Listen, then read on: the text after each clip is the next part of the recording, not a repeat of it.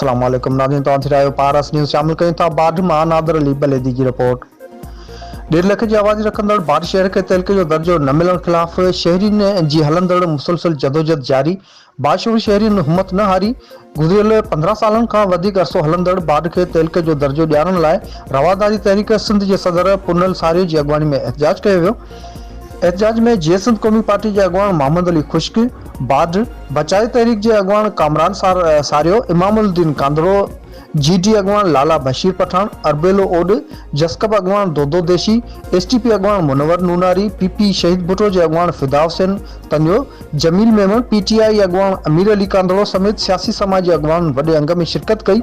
हथन में बैनर खड़ी बाढ़ तहलको बनाइण की हिमायत में ज़ोरदार नारेबाजी कई। उन मौके ते अगवाननि मीडिया से ॻाल्हाईंदे चयो त बाढ़ में पीपल्स पार्टी जा क़ौमी सूबाई तोड़े लोकल सतह ते उम्मीदवार चूंड में वॾी अक्सर से कामयाब थिया, पर मोट में हिननि खे मिलियल मैंडेट जी तौहीन कई है, छाकाणि त हिननि वोट वठण वक्त बाढ़ के तहलके जो दर्जो ॾियारण जा वाइदा ऐं वचन कया हुआ, जिन खे हो हाणे विसारे सिर्फ़ टाल मटोल करे रहिया आहिनि। जॾहिं त सिंध हुकूमत पारां संजीदगी अख्तियार कंदे बाढ़ तहलके जो नोटिफिकेशन जारी करण बजाय सिर्फ़ दिलासा ॾिना पिया वञनि, जेका बाढ़ जी आवाम सां वेसाघाती आहे। हिननि मुतालबो कयो आहे त तारीख़ी शहर बाढ़ के तहलके जो दर्जो ॾेई जल्द नोटिफिकेशन जारी कयो वञे, न त सख़्त एहतजाज कयो वेंदो।